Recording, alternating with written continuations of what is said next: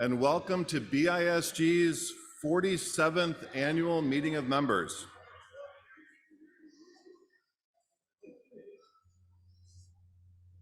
I'm Dan Cook, Senior Vice President of Operations at Crossway and a member of the board of the Book Industry Study Group. I'm finishing my second term as a member of the board, and I've appreciated the opportunity to represent both independent and religious publishers as a member of BISG's governing body. That's what Brian wrote for me to say, but I'm going to ad-lib a little bit here and just say, yeah, I've been a two-termer here at BISG and have loved every minute of it. I want to especially thank Brian for his leadership. He's in the back there. I've really been impressed with his leadership ability, his management ability, especially over the last 2 or 3 years going through the pandemic, my second term here. So it's been wonderful to serve with this board. We appreciate you making time to join us today, whether you are here at the Harvard Club or joining us live via Zoom. And the theme of our meeting today is transforming supply chain communication. And it's an important one that offers benefits for all of us working in the book publishing industry. We look forward to making this a very helpful day for you. To kick us off, I'd like to invite BISG's chair, Kathleen Reed, to join us for some welcoming remarks. Kathleen joined the board in 2018, and with this, she is finishing her 2-year term as chair. And this is her second year guiding us through our annual meeting, and I'll invite you to give her a warm welcome to the stage.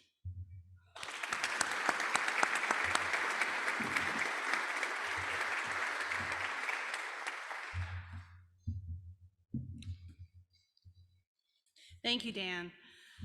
I'm going to put this down a little bit. I've enjoyed serving on the board with you and the rest of the BISG board. It's just been a fantastic experience. And thank you all for being here. I'm glad we have a chance to once again meet in such a beautiful setting. As someone who tweeted last year, it's like holding an annual meeting at Hogwarts. Welcome to the 47th annual meeting of the Book Industry Study Group. You have the math right. We're just 3 years away from our 50th anniversary. I'd like to think that we've survived our midlife crisis, and we're getting ready for our second act, transforming supply chain communications again. We've been there before. Since its founding, BISG has played at least a supporting role in several of the major industry changes, from the use of EDI to launch the refinement of Onyx, to the introduction of the 11-digit ISBN, to the endorsement of EPUB as the industry standard for digital products. Today, you'll hear about the work we've been doing to prepare for the second act. We'll start with a panel about forecasting conversations. I know no one here worries about forecasting. That started 18 months ago in our supply chain committee. From there, we'll expand the discussion to talk about the changes we need to make in our data ecosystem, followed by a parallel conversation about changes in the tech stack that will help book publishing not only improve efficiency, but also increase the size of the industry.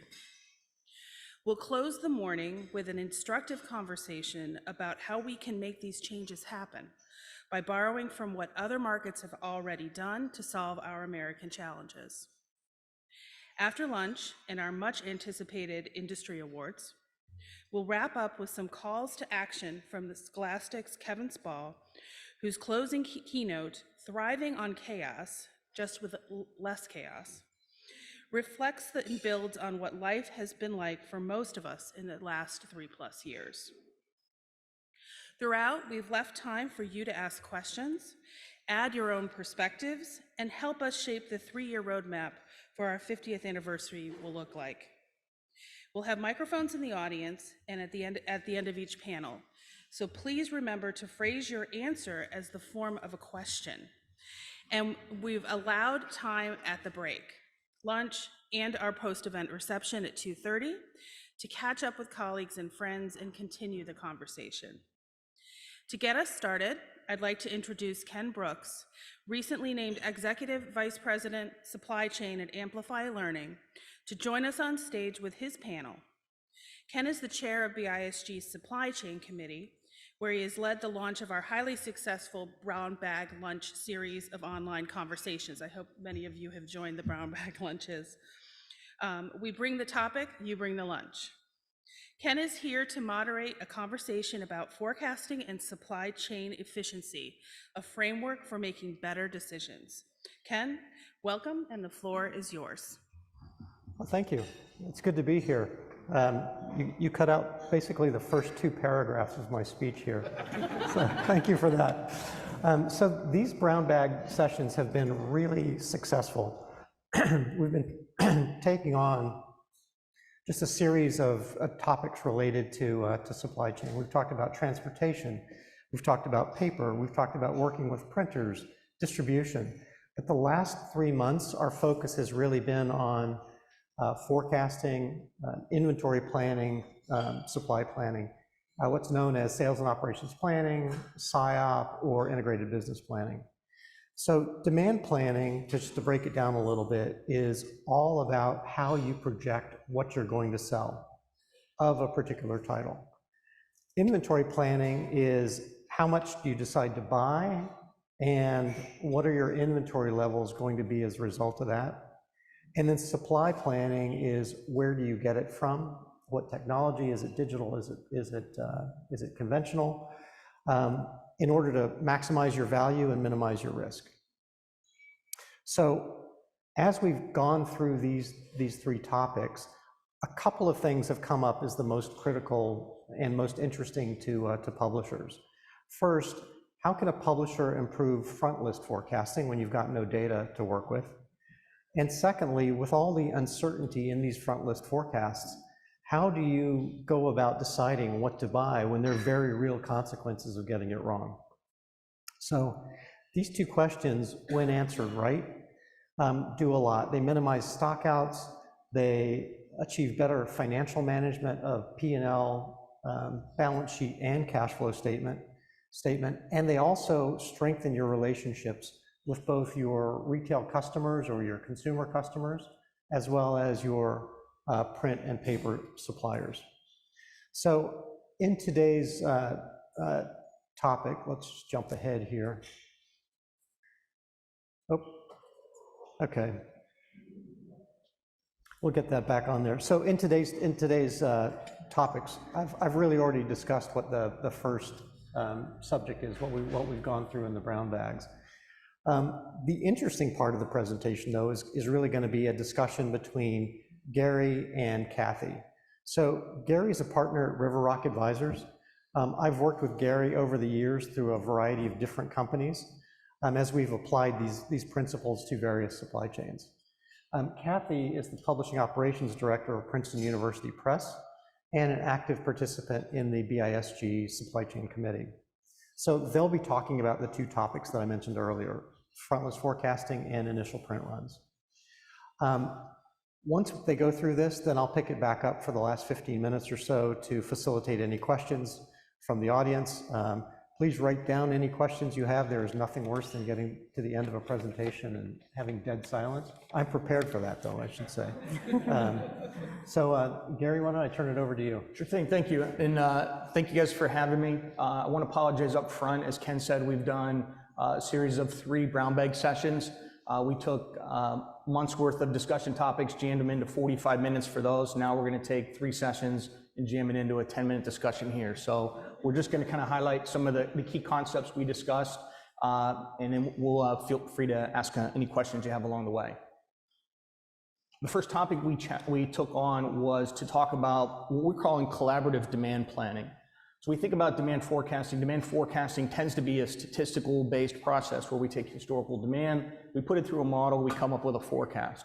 But given all the uncertainties and all of the dynamics we've experienced over the last several years, history is no longer a good predictor of the future, and it's not a good foundation by which we can make our decisions.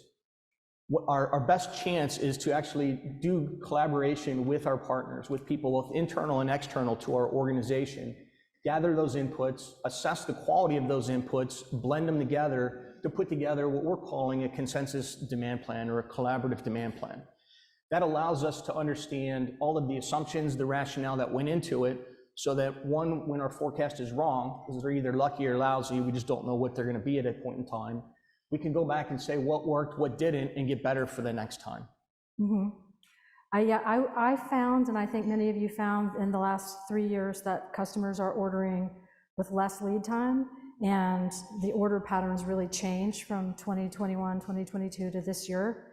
We seem to be in a new market phase now, and we are all probably working to build more tools for assessment and data inputs, and because when they're working in concert, it can really help us improve our forecasting. So with this good forecast or a better forecast, we can now set ourselves up for better inventory planning, as Ken mentioned, and better supply planning to help us reduce our working capital investment, reduce our cost of fulfilling our customer demand, and improve the availability of product and improve our customer service. Taking this into an inventory planning, and I don't want to go deep into the statistics, but we believe that each item behaves differently, has unique attributes of supply, demand, and certainly different economic situations. And by understanding those parameters, we can calculate a proposed inventory target to achieve a desired service level that you're looking for. When I can get to that inventory level, I now have a point of reference that allows me to look at reduction or improvement opportunities and understand the priorities and the impacts that those have. Things like changing my source of supply that has an impact on my lead time, something that might impact my minimum or economic order quantity, things that allow me to come up with that right balance between the inventory investment and the service I need to have for my customers at the right cost. Mm-hmm. We definitely all want to be able to provide the book when the customer discovers it, and to avoid the risk of the customer not placing the order.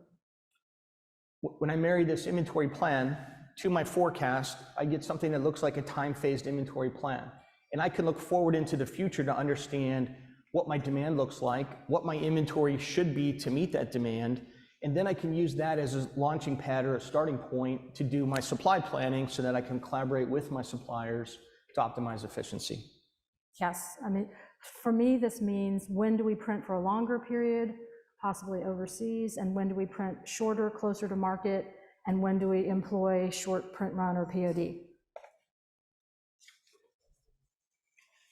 As I aggregate all of my requirements, I might get something that looks like this graph on the left. I get a series of requirements that occur at different points in time, and those do not align with the capacity afforded to me, whether it's the capacity of my suppliers or the capacity of my own operations.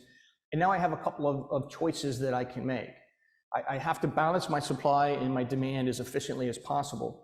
In some cases, I do have some opportunities to add capacity that typically occurs at a premium cost. And again, that may be a good strategy when I'm trying to balance my cost and availability of product with the minimal amount of working capital invested, and I want to wait until the last point in time.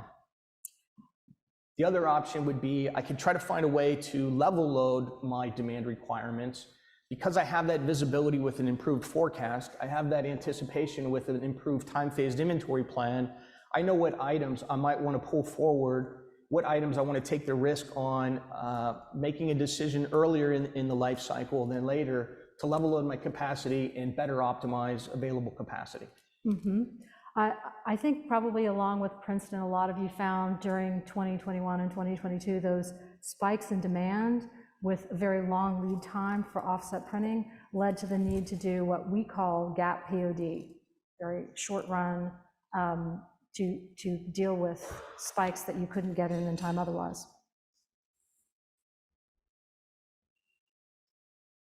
At the end of the day, we're all the same. Everybody's trying to do the exact same thing. Have the right product, the right place, the right time at the lowest possible cost.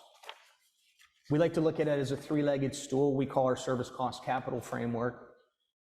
Everybody tries to come up with that right balance of those. But we typically are faced with challenges and immediate requirements to address a symptom, which is one of those dimensions of that model. I have a service problem, go fix it. I have a cost problem, go fix it. I have an inventory problem, go fix it. we're just kind of playing whack-a-mole then. When we go after one or the other, I create problems elsewhere in my supply chain. As I work a little bit more deep into the problem, I see the overlap or the interdependencies of two of those, and I work on that balancing of service and cost, or cost and capital. But at the end of the day, what we really want to do to get that efficiency is come up with that right balance of all three of those. And by understanding the demand that we have, collaborating with our supply chain partners, that gives us a great foundation to start down this journey and understand that balance. I totally agree. I mean, one thing that's very important at Princeton is the cost of out of stock is really high for frontlist titles and textbooks. So we can't convert investment to sale. Overhead with authors and reputational harm is a big risk of out of stock. But on the flip side, there's potential for over ordering to compensate for that fear. So to address one of the things Cathy just mentioned, which was one of their biggest challenge, was how do we forecast items for which we have no history? It's a new product to us. We don't know what we don't know. And again, as I said, forecasts are lucky or lousy, but the more insight, more intelligence, the more different perspectives I can bring to it, I can improve my probability of being lucky rather than lousy. And so what we tend to look at is, instead of just coming up with a number that we need to justify a particular financial decision, we need to take an honest assessment to understand how this item is likely to behave. Perhaps we have a library of demand profiles. Most importantly, we want to understand the assumptions and the rationale that goes into developing that forecast, both in terms of the volume and the expected shape of that introduction profile of demand. Once I get that profile, again, that's a best guess. I want to very quickly sense and respond how the demand is actually behaving based on my expectations. It's one thing to understand the delta between the two. It's more important to understand the rationale or why they're different, because that allows me to go back and improve my process for going forward and understand how to best make an adjustment to my plan going forward. At the end of the day, though, probably the best thing that we can do, and the thing we can do now and go back and improve our process, is after it's over, go back and find out what worked, what didn't work, and what can I do better the next time, so that the next time I'm making a guess or a demand forecast for this new product, I now have insights and intelligence to improve that guess rather than just repeat my mistakes of the past. Yes, at Princeton, we're really focusing on improving our forecasting, and I'm sure you all use comp titles.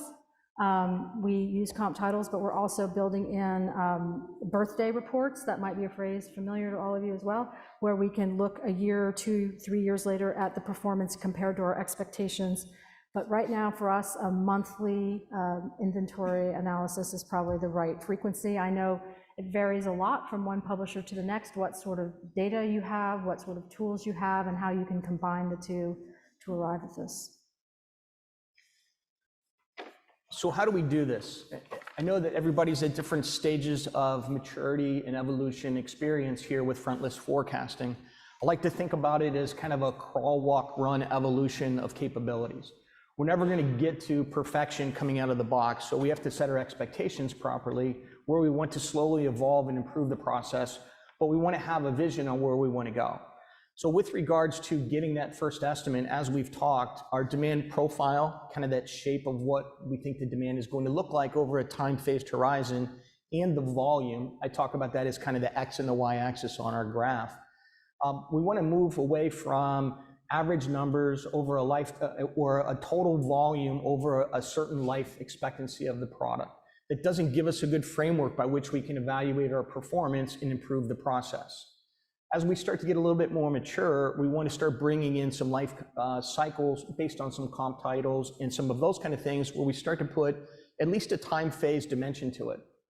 Over time, as we get better and better with this process and we learn more and more about what we do, we start attaching attributes to our products so that we understand that the driver for the new product forecast is not a function of the title or a comp title, it's attributes of what we're actually producing.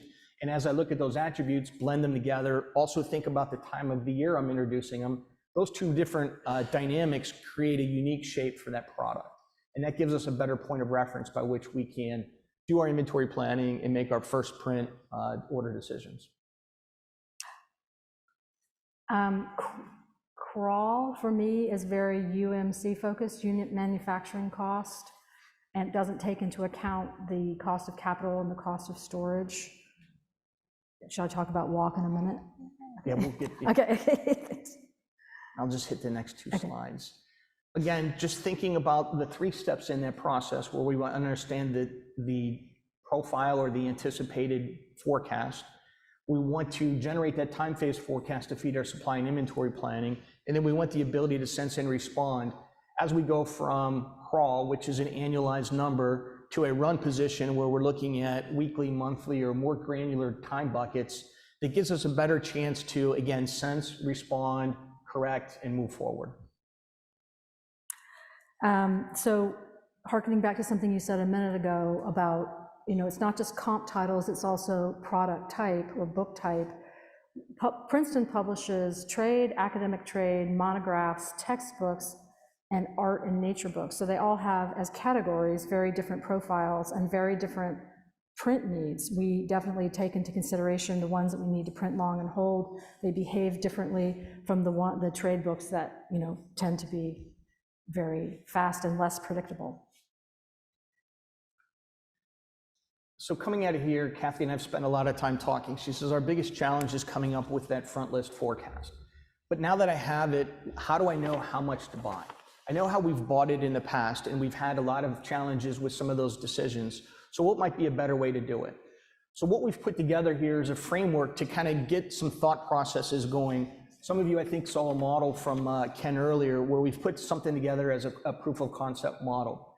The thinking here is now that I come up with that forecast, and that's represented by this pink line on this graph, I make a decision on how much to buy, which is the vertical or the y-axis on my graph. I can choose to buy exactly the forecast, more or less. Then the demand will actually come in as I'm capturing my demand, and if the demand comes in exactly as forecasted, and I bought exactly as forecasted, I was perfect. I ordered what I needed, I got nothing left over, I had no service problems. If I made a decision to buy more, and the demand came in more, and I still matched, I'm on that green diagonal, maybe a little bit more by luck than by design, I still ended up buying the perfect order quantity. I bought exactly what I sold. But we don't want to set ourselves up to try to always buy based on a luck of a decision. And so what Cathy and I put together was a framework here that says I need to start thinking more about the implications of buying too much or over ordering. I want to think about the implications of buying too little or under ordering. And they include things like the inventory carrying cost. So a lot of times we make our first print decisions based on the acquisition cost and the sell price and some sort of profitability analysis from that. But I have to carry that inventory for a period of time. I certainly have to carry the excess inventory much longer than I would like. I do have the economics of my initial print run. So the more I buy, certainly the lower the cost most likely. But then I get saddled with excess inventory that I am not going to consume. On the flip side, if I under order, I have some of those same dynamics, but now I have 2 different choices to make. I have the risk of a stock out. That's a very hard thing for people to solve, but what does it cost me when I'm out of inventory? Certainly from fulfillment of a demand perspective. Do I lose that sale temporarily, permanently? Do I lose a customer? Do I lose a basket? Or is it simply a delay in fulfilling that order, but I lose some customer satisfaction, and then I incur a lot of costs to expedite to get that product back in stock so I can fulfill that demand. And so we need to understand the cost trade-offs of over or under ordering as we're making our first print decision. I completely agree, and I know this slide is already very complicated, but I will add 2 more things to this. One is returns is a big factor that has to be calculated in eventually, and the other one is author satisfaction. Authors also become very unhappy if you are out of stock. Yes. So because Cathy's wishes are my command, we took a complicated model and we made it very complicated. So if you could zero in on that 3rd box from the top, I'm just kidding. So all we did is we took this concept, literally a PowerPoint graphic, we said, what if we build a model for it? And we built all those costs in. And so what you can't read and you don't need to is we said each of those decisions of what if I bought 10% more than the forecast and demand was 20% below the forecast? What would the cost to my business have been? And I can lay all of those out, and I can see the green spots kind of pop up, and it says that's kind of that sweet spot of the decision making for me, and I can put some probabilities to it based on my forecast accuracy. So going all the way back to the beginning of our discussion, as I do my demand plans and my demand forecasts, I start to learn about how good they are or are not. I can come up with a better idea of am I likely to be biased a little high, biased a little low, or I have no idea, and it can be anywhere across that spectrum, and I make my decisions differently based on that. So this isn't meant to be the answer, but a proof of concept that Cathy and I have been playing with, and it really kind of helps frame and introduce some new thinking that we've had as we've talked about it. We talk about it, and then we look at some numbers, and we say, hey, what about it? And that's the intent of this discussion today, was to get you to start thinking about some of the other challenges that we have to face with regards to efficient supply chain planning. So where do we start? From a demand planning perspective, and this is kind of my 2 cents, from a demand planning perspective, demand intelligence is really our key. Historical demand is not a good foundation for demand planning. It's a good place to start, but it's not my cornerstone. And then start tracking the accuracy. We just talked about how that will come in and help me continuously improve my process. From an inventory planning perspective, rule of thumb inventory planning that blankets all items the same kind of leads us to a least common denominator that solves a couple of items but is inefficient for most of the others. So think about the unique attributes of demand and supply. Supply planning, you want to understand what options you have available to best optimize your source of supply based on the accuracy of your forecast and the cost effectiveness. So this is really where we pull together the service cost capital pieces together. On the front list, again, my suggestion, don't reverse engineer an answer. Let the process drive you to what that forecast is. We may not like it. Change something about the assumptions, not the answer. Make sure you document your assumptions. That's going to give you the best cornerstone for improving the process and making it better as you go forward. And then from a first print perspective, we just said, think about more of the implications than the acquisition cost and the sell price, all of the cost of ownership of that decision. I wanted to add to this that something that comes up at BISG Supply Chain Committee almost every meeting is the importance of sharing information with your suppliers, and something that Princeton does every 2 weeks. We give a forward load report to our top partners, print partners, and we can't really schedule reprints very far in advance, obviously, but our front list we schedule at least 6 months in advance. And in exchange, they are being very nice in giving us like very frequent information on their lead times, the availability of stocks, and all that kind of thing. It really works well. With that, Ken, I'll let you lead us through softballs, please, if you could get us easy questions. I got some fast pitches coming, but anybody else? Tell you what, I'm going to start and then pile on, because I like to see Gary answer these questions. So you led us through the framework here. It wasn't really clear if I'm sitting as a trade publisher doing this on Excel, like how do I really get started with this? How far back do you want to go? From a forecasting perspective? Is that? So again, we talked today about starting our process from a forecasting perspective. The better I have a good anticipation of what demand will be, whether it's be a recurring title and I continue to generate kind of the repetitive part of their life cycle or the front list, I want to get a good forecast together. We don't believe, or I don't believe, that sophisticated models are the right way to go. Because you have to have that sophisticated model to interpret the forecast and then carry it forward. If you have the team and the resources and the skill, you certainly can do that. But you asked where we're going to start out.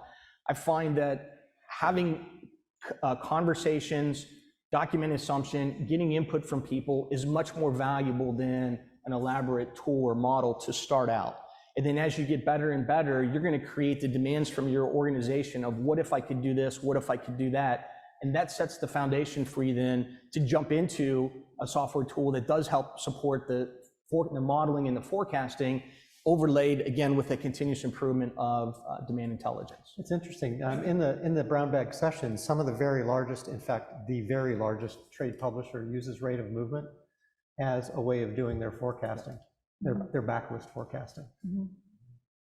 We've built models that are very good at fitting to my historical demand, but if I don't have the sophistication to use that model as the predictor, then it doesn't help me out a lot. And so I need to make sure I understand the dynamics of my business before I rely on a tool. So it sounds to me like when you're looking at forecast accuracy isn't the key thing. It's like just getting a forecast in the first place. I think I look at forecast accuracy as being a forecast over an important decision time horizon. So if I'm making a buy decision that's going to cover me for 12 months, I want to know the accuracy of my forecast in aggregate of 12 months. I don't care so much about the monthly fluctuations of that forecast as long as that 12 month is right. I worked with a consumer goods manufacturer of back to school products. And during that back to school time, they sell 2/3 of their business in about a 2-month time frame. It doesn't matter what the weekly or even daily fluctuations are. I had to make a decision when I was producing ahead of the demand, how much I was going to sell during that back to school and when it was going to start. So all I had to do was make sure I had enough product, as we said earlier, in the right place, which was positioned in my warehouses at the start of that back to school selling season. And then hopefully I got the right total quantity at the end and I'm not left with leftover excess inventory and I don't have poor service along the way. So forecast accuracy does change based on the dynamics of the decision that you're trying to make. Very good. So Cathy, how do you do forecasting? Surprise.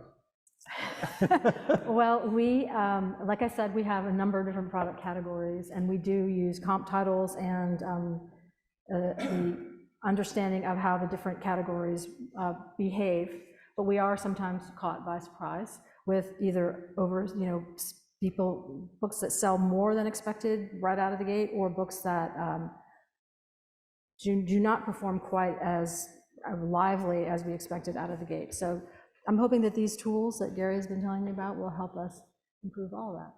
And another thing that I wanted to add, though, is actually another complication on that one slide is the amount of time you're forecasting for. If we were consumer goods selling in a 2-month period, you're forecasting for that 2-month period, which really covers the whole year. But different publishers forecast differently in terms of how the book is going to behave. We look at 1 year, 3 to 5 years, or some other time period.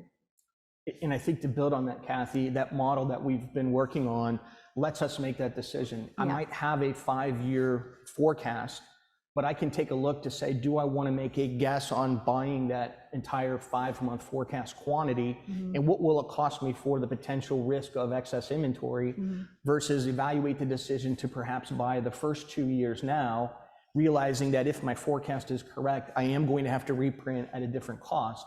And I can make those decisions as I'm starting the process rather than in reaction. We have a couple of questions I've been flagged. David? My question is, Here comes a mic. And the second question is going to be at this table here. my question is, how would one use this methodology for dealing with what I would call an extraordinary event? UPS contract expires on July 31st of this year. Oh man, don't remind me of that. Okay, so the question before the House is, this is great, but how do you deal with an extraordinary event like that in this methodology besides human sacrifice? And So at least that you have the benefit of knowing the extraordinary event is coming, as opposed to it happened to you. So right off the bat, we're already lucky. Some of those things that we try to do is figure out what parts of my business am I most confident in, what can I pull forward, what decisions can I make early. So I'm going to give you an example. I hope it helps answer your question. It's not an extraordinary event, but an extraordinary dynamic. Worked in a beverage company, and in the summertime, demand far exceeds capacity. We have to make stuff and we have to plan far in advance because I'm going to hit that capacity constraint or that dynamic in my supply chain. I want to make those decisions on the products that I'm that I'm most confident I'm going to sell and be able to liquidate. And I leave flexibility as I get closer to that constraint point for the things that I don't know. You don't want to try to react to everything all at that constraint point. So try to get as much of the noise, if you will, out of the way. So pull the stuff you're confident in forward, and then I've got less pieces that I've got to shuffle around when I get to that extraordinary event. I would add, if that happened, I would say print closer to market. Hello.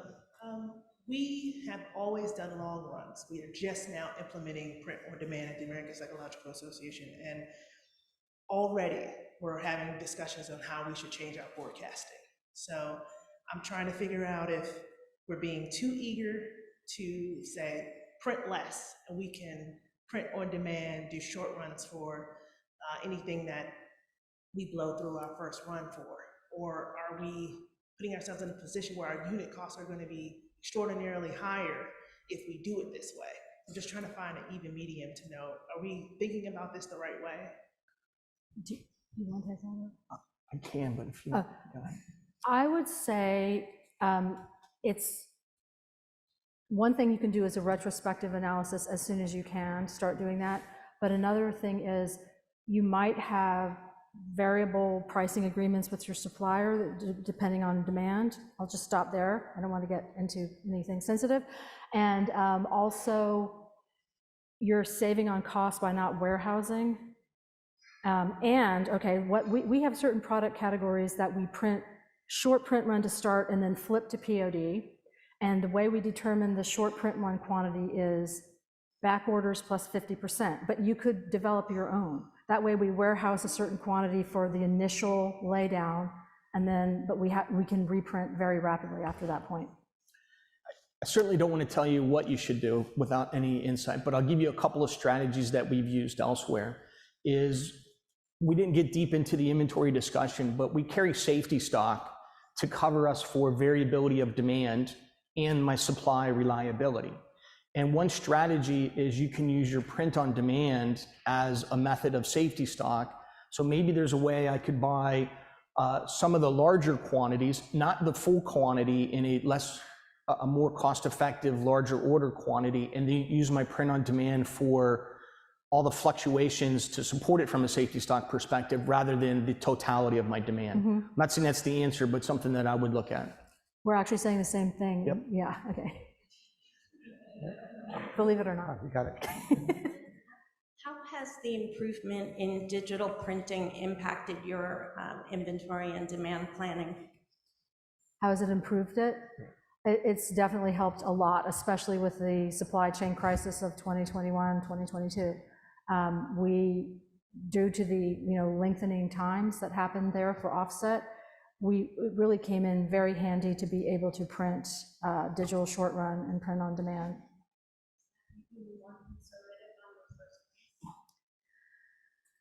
We have been becoming more conservative on first print, and it's a good thing in our case. Yeah.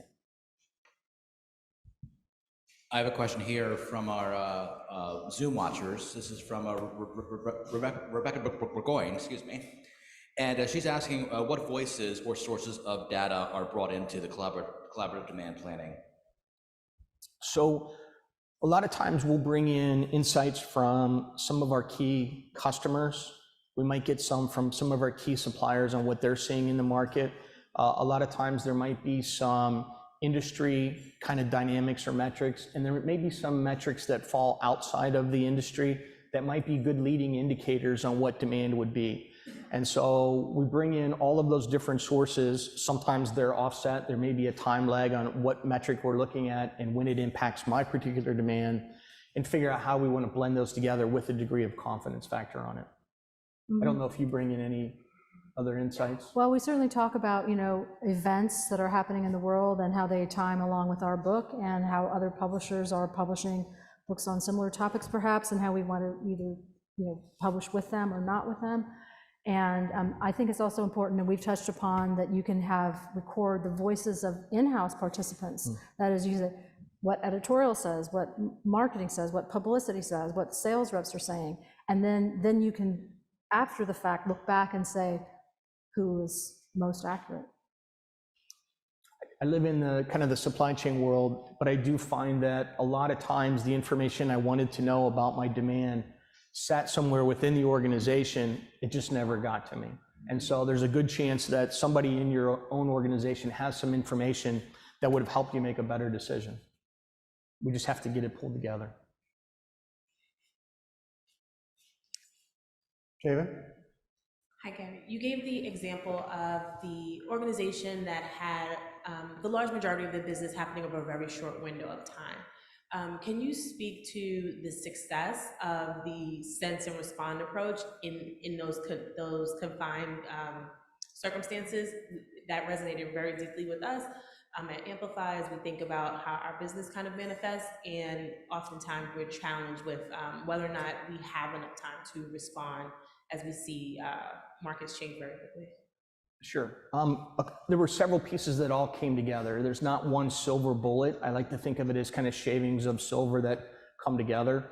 One of the things we did is we pulled forward as much of the demand that we had a lot of confidence in, made it early. That gave us some available capacity to use right before and in season so that I could respond, back in the sense and respond, I could quickly respond to some of the things I didn't anticipate. So I had both some available capacity and the ability to increase it. We also took advantage of a postponement strategy, which was we took our finished products, but they might get bundled together, packaged, or configured differently. And so instead of make everything to a finished state where I had exactly what I needed just in the wrong format and I had to rework it, I left it in some of it, again, like we were talking about with the safety stock or using kind of a POD. We use kind of an assemble on demand, and we use that as a strategy for the balance of that uncertainty. I don't know how much that's really practical with publishing. I know back in the day, we used to hold extra jackets or reassemble like multi-unit products, but we're not doing that as much. I don't know about everybody else. Okay, I'm going to have to leave that as one of those questions you don't really get an answer to. One of those, because we are right at the end of our time here. Thank you very much to the panel here. Really excellent discussion. I love the slides. I'm looking forward to digging into that model a little bit more and seeing if we can use it. So thank you. And Cathy, thank you for your comments. Thank you.